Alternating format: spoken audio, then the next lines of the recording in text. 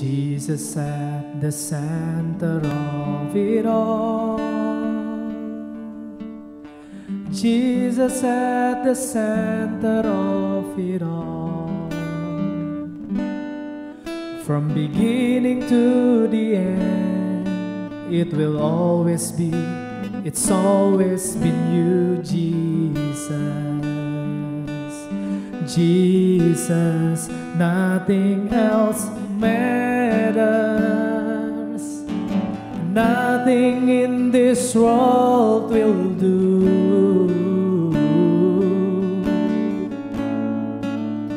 Jesus, you're the center.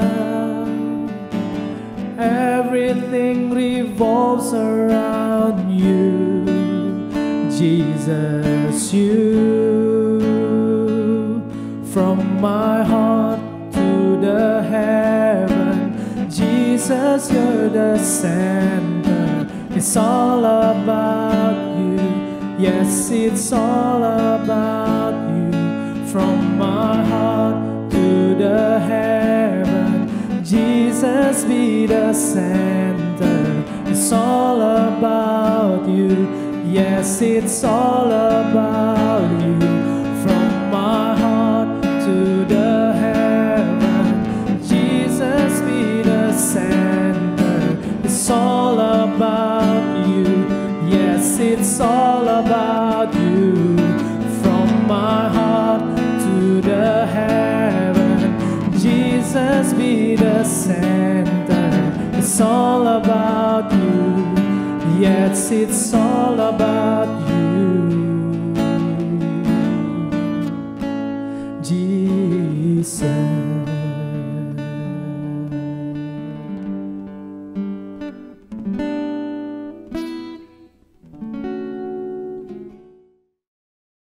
Halo anak-anak muda, welcome to Youth Messengers online service. Hari ini kita bahkan mengadakan online service lagi nih. Semuanya pasti penuh dengan semangat, antusias, dan sangat penasaran bagaimana sih online service kita hari ini.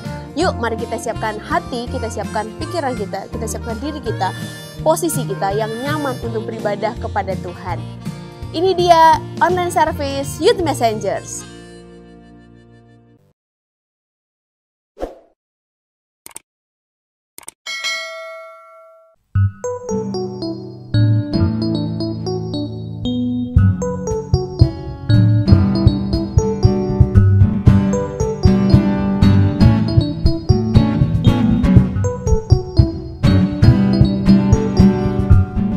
Kau Tuhan yang setia, tanganmu tersedia memegangku.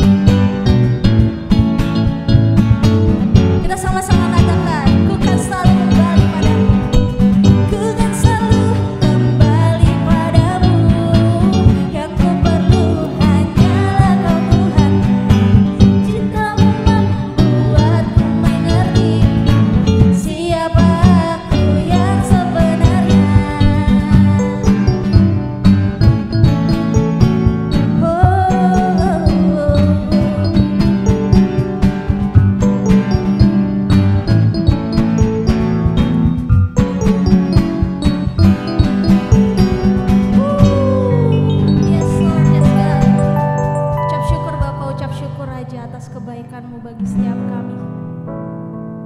Kami anak-Mu Bapa pada hari ini ingin memuji, ingin menyembah Engkau Yesus. Karena gak ada yang menandingi Engkau Raja. Karena gak ada yang selayak Engkau Tuhan. Yes Lord. Ku mau meninggikan Engkau Raja, menaikkan puji-pujian kami bagi nama-Mu Yesus Kristus.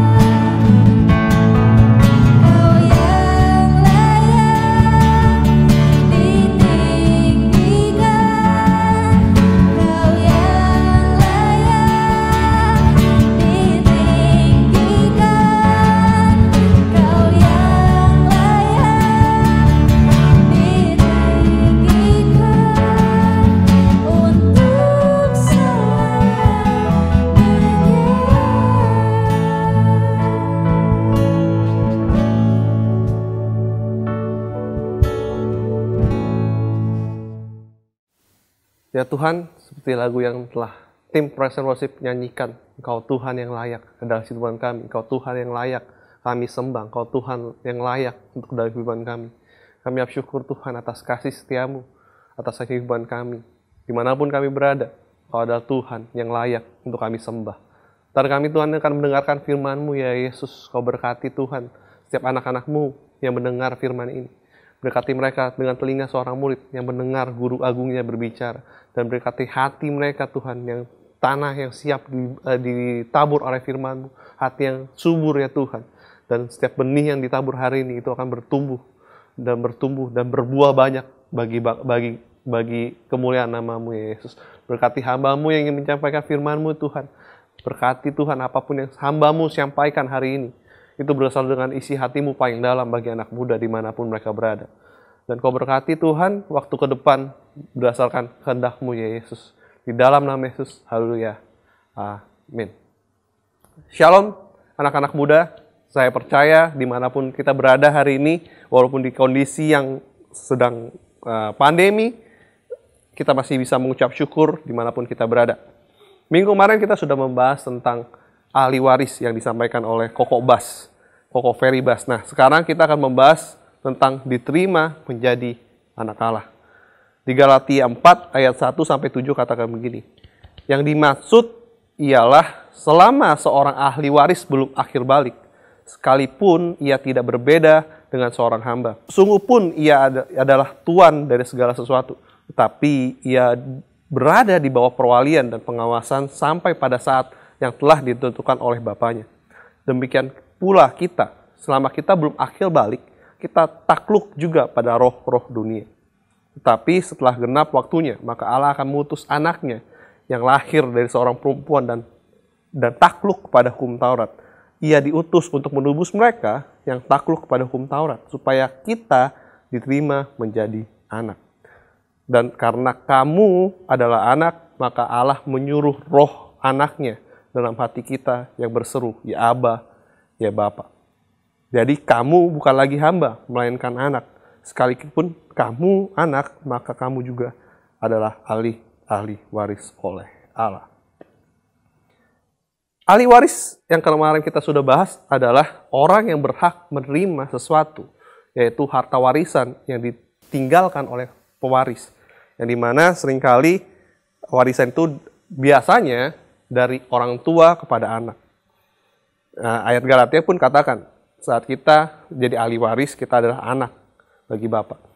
Ayat ini menjelaskan yang Tuhan ingin wariskan pada kita, yaitu janji Tuhan. Di Roma 8 ayat 15-17 katakan begini. Semua orang yang dipimpin oleh roh Allah adalah anak Allah. Sebab kamu tidak menerima roh perbudakan yang membuat kamu menjadi takut lagi. Tetapi kamu telah menerima roh yang menjadikan kamu anak Allah.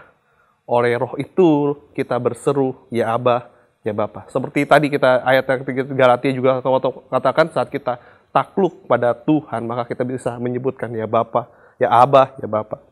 Habis itu ayat 16 kata begini, roh itu bersaksi bersama-sama dengan roh kita bahwa kita adalah anak-anak Allah. Dan jika kita adalah anak, maka kita juga adalah ahli waris. Maksudnya orang-orang yang berhak menerima janji-janji Allah. Garis bawahi kata-kata ini. Yang berhak menerima janji-janji Allah. Tuhan mewariskan janjinya kepada kita. Yang akan menerimanya bersama-sama dengan Kristus, yaitu jika kita menderita bersama-sama dengan Dia, supaya kita juga dipermuliakan bersama dengan Dia. Tuhan memberikan janji kepada kita. Allah wariskan suatu janji kepada kita. Saat Dia mati di kayu salib, Dia memberikan satu janji yang luar biasa, yaitu Roh Kudus. Dan satu janji yang Tuhan katakan, yaitu adalah keselamatan. Yohanes 3 ayat 16 katakan begini, karena begitu besar kasih Allah akan dunia ini, maka Ia memberikan anaknya yang tunggal. Tuhan memberikan Roh Kudusnya untuk menemani kita dan memberikan kita keselamatan. Teman-teman yang mungkin belum non-Kristen yang menonton YouTube ini, atau orang-orang yang belum kenal dengan Tuhan, saat kita menerima Tuhan sebagai Tuhan dan Juru Selamat, kita menjadi anak Tuhan dan kita diwariskan satu hal yang luar biasa, yaitu keselamatan. Tuhan mengasihi engkau dimanapun kau berada. Tuhan mengasihi engkau apapun keadaannya. Karena saat kita diselamatkan, posisi kita berubah. dari hamba menjadi anak. Ya, yang nggak layak dilayakan. Yang nggak pantas dipantaskan. Yang nggak bisa, yang nggak mampu dimampukan. Dari kita dulu yang sampah menjadi harta yang berharga. Dimanapun kau berada hari ini,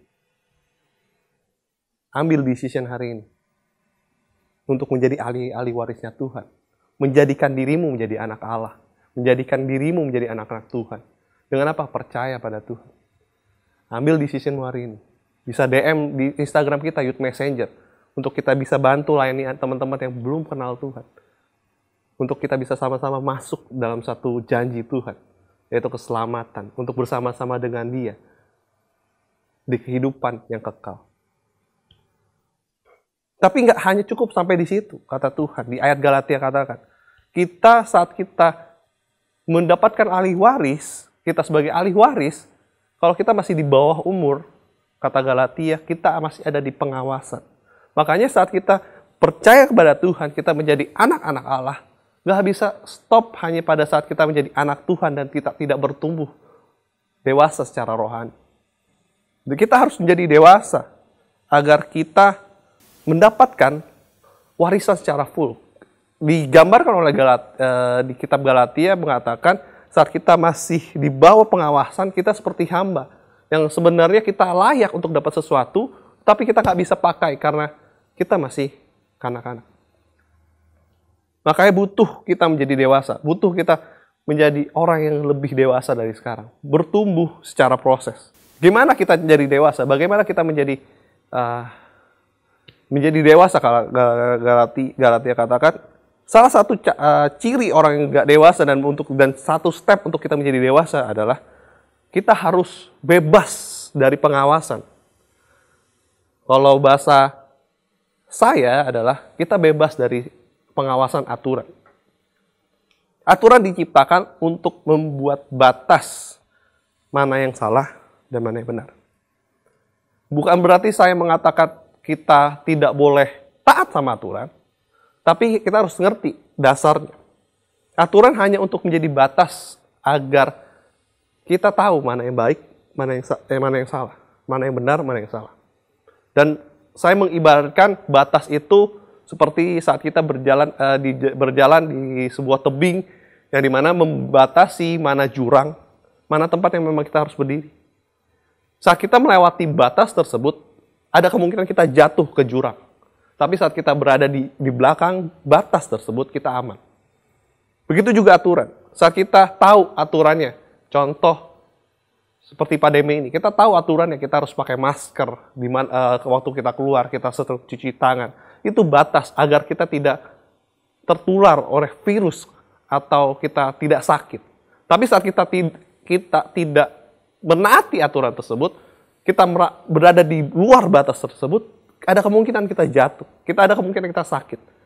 Bahkan kita ada kemungkinan kita menulari orang lain karena kita nggak tahu kita adalah orang tanpa gejala atau tidak. Aturan itu baik. Tetapi pada saat hidup kita terus diawasi oleh aturan, berarti ada yang salah. Kenapa? Karena aturan diciptakan hanya untuk batas. Saat kita hidup diawasi aturan, berarti kita tertekan atau kita mau melakukan di luar batas yang seharusnya. Karena pada saat kita mau tidak melanggar aturan tersebut, aturan itu jadi tidak berguna.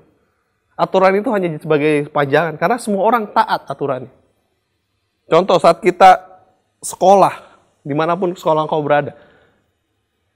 Saat aturan itu bilang tidak boleh menyontek, apalagi saat online ini, godaannya semakin besar. Untuk kita mungkin menyontek atau kita tidak jujur akan segala sesuatu, tugas atau ulangan yang akan terjadi. Kita tahu aturannya. Tapi saat kita semua orang taat pada aturan tersebut, jauh dari batas tersebut, aturan itu hanya akan jadi pajangan dan guru tidak akan terlalu takut apakah murid itu akan menyontek atau tidak. Karena guru tahu kalau misalnya semua taat sama aturan. Sehingga aturan itu seperti tidak berguna. Tapi kalau semuanya masih mau melanggar, kita akan diawasi oleh aturan. Dan itu adalah ketidakdewasaan.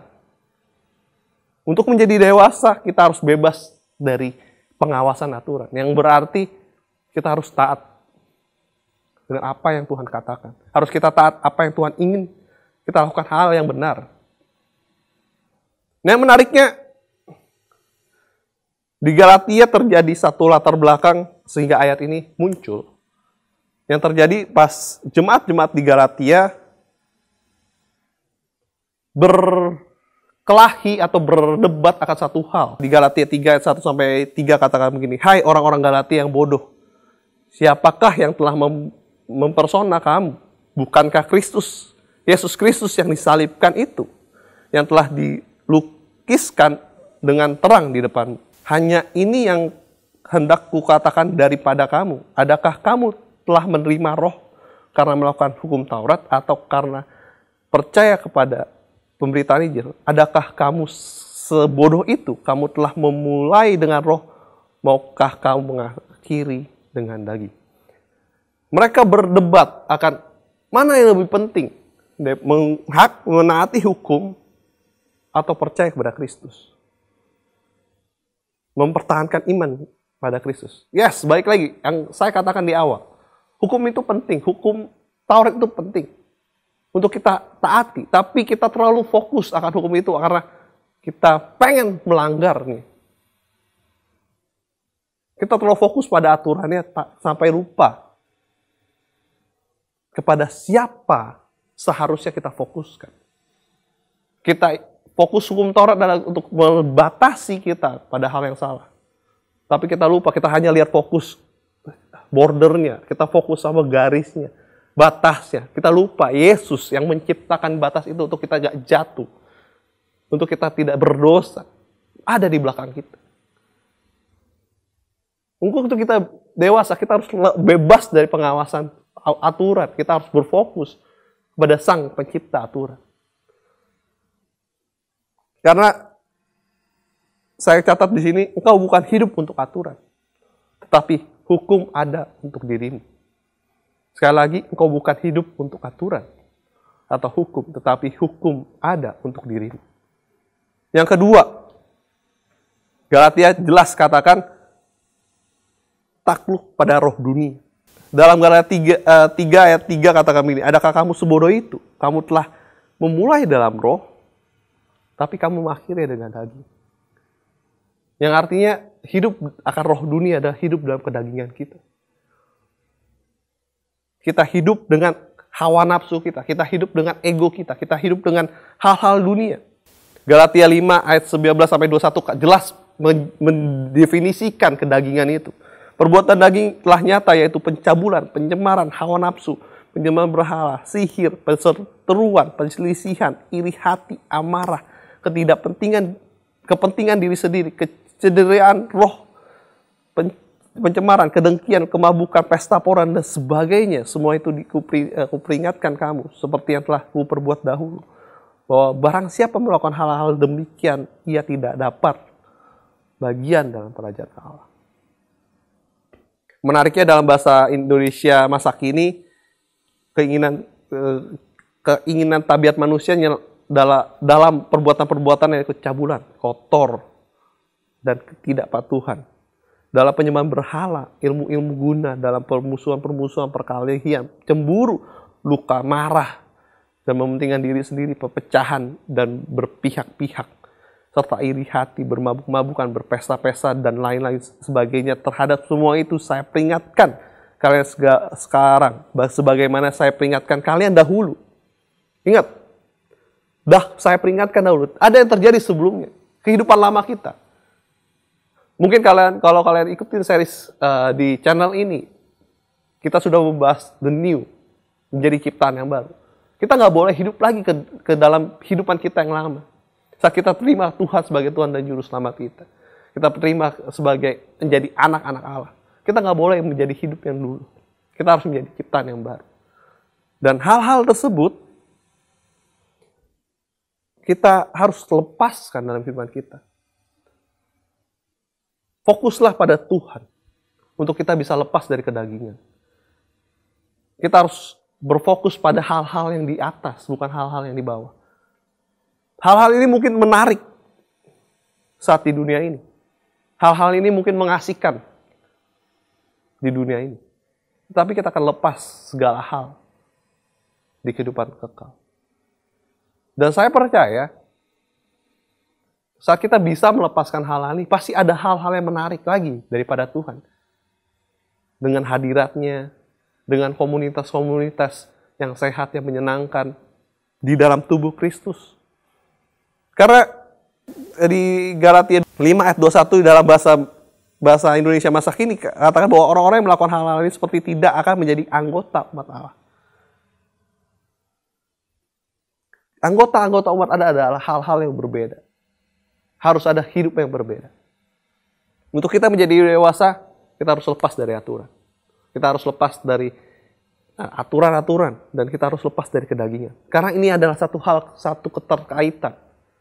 Saat kau nggak fokus sama aturannya. Saat kau nggak fokus pada hal-hal kedagingannya. Maka kau akan berubah fokus kepada Tuhan. Kau akan berfokus kepada Allah. Dan kau nggak akan mau melakukan kesalahan karena kau fokus pada hal yang benar. Dimanapun hari ini kau berada, decision hari ini, pilih hari ini. Saya encourage teman-teman dimanapun kau berada. Hiduplah berfokus pada Tuhan. Hiduplah berfokus pada Allah. Sehingga kita apa? Kita menjadi ahli waris, kita menjadi anak Allah. Dan kita melakukan hal-hal yang berbeda. Dan kita bisa katakan bersuruh ya Abah, ya Bapa. Itu kata yang indah. Kata yang luar biasa. Ya Abah, ya Bapa adalah satu keintiman dari anak kepada bapaknya. Hanya anak-anak yang intim, yang punya hubungan yang erat dengan luar biasa dengan bapaknya, yang bisa berkatakan, ya Abah, ya Bapa. Dan itu adalah sesuatu yang indah bagi kita. Kita bisa intim dengan Tuhan, Sang Pencipta kita, Pencipta langit dan bumi. Dan saya percaya saat kita intim dengan Tuhan, saat kita dekat dengan Pencipta kita, Tuhan akan memberikan hal-hal yang luar biasa untuk kita. Dia memberikan hal-hal yang berbeda bagi semua orang dimanapun muka bumi berada. Karena kita ahli waris Pencipta, ahli waris yang punya segalanya. Dan saya percaya, hidupmu penuh dengan sukacita. Hidupmu akan penuh dengan damai sejahtera. Karena hidup dengan kedagingan akan berlawan dengan hidup dengan penuh roh. Karena itu ada damai sejahtera, penuh kasih, penuh sukacita, penuh pengendalian diri. Saat kita memilih untuk melepaskan kedagingan, maka kita akan hidup dengan buah-buah roh. Dan itu hal-hal yang indah. Jadi pilihlah hari untuk menjadi anak Allah. Dengan apa? Percaya pada Tuhan. Ambil decision. Mulai DM Instagram kita. Kita akan bantu teman-teman. Untuk kita bisa, teman-teman yang belum kenal Tuhan. Untuk bisa percaya pada Tuhan. Dan kita bimbing untuk bisa lebih dalam menjadi dewasa dalam Tuhan. Dan lepaskan segala kekhawatiran akan aturan. Dan fokuslah pada Tuhan. Dan lepaskan kedaginganmu hari ini. Maka engkau akan menjadi ahli waris Tuhan. Janji Tuhan dengan keselamatan akan ada untukmu. Dan Roh Kudus, penyertaan Roh Kudus akan nyata dimanapun kau berada. Yuk kita berdoa. Terima kasih ya Yesus atas kasih setiamu Tuhan. Atas suatu janjimu Bapa. Kami ini ada anak-anakmu Tuhan. Kami ada anak-anak ilahi yang telah kau janjikan. Dan kami percaya Bapa, saat kami hidup sesuai dengan kau ingini. Kami gak fokus pada aturannya, tapi kami fokus pada Engkau. Dan kami ingin lepas dari kedagingan kami kan hidup dalam kehidupan roh-Mu. Dan aku percaya Bapa, teman-teman yang melakukan decision hari ini untuk menerima Tuhan sebagai Tuhan dan Juru Selamat. Kau berkati mereka Tuhan. Dan katakan, ini aku. Dan aku percaya kepada Engkau. Maka kehidupan mereka akan berubah. Kau jamah kehidupan mereka menjadi pribadi yang lebih luar biasa lagi. Mungkin mereka sedang ada kegalauan atau ada kebimbangan akan masa depan. Kau berkati Tuhan. Kau berikan jalan keluar apapun yang mereka rindukan hari ini. Mungkin ada masalah kesehatan. Kau berkati Bapa di dalam nama Yesus. Kau sembuhkan di dalam nama Yesus. Mungkin ada masalah finansial ya Tuhan. Kau berkati Tuhan dengan hal-hal yang luar biasa. Mungkin ada masalah apapun. Kau berikan mereka jalan keluar karena Kau adalah jalan yang luar biasa. Kau adalah jalan kebenaran dan Kau akan buka pintu-pintu yang luar biasa. Karena kami ada anak-anak Allah. Kami adalah ahli waris Tuhan. Ahli waris Raja yang luar biasa. Kau berkati Bapak setiap anak-anak muda yang mendengarkan tayangan ini.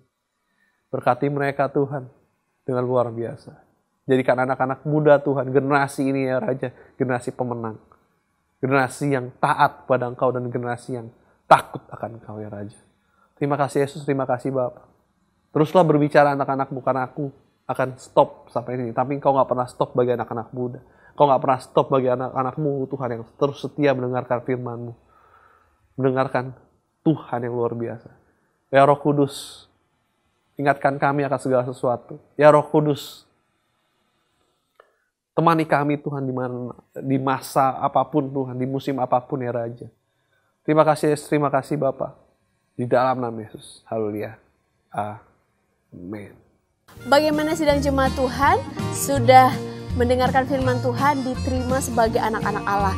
Semakin hari kita semakin percaya bahwa diri kita adalah anak-anak Allah yang sudah ditebus dan dilayakkan oleh Tuhan. Nah, yuk kita sama-sama terapkan dalam kehidupan kita sehari-hari ya. Jangan lupa. Bagi kita semuanya, yuk kita bersama memberikan persembahan di barcode berikut ini.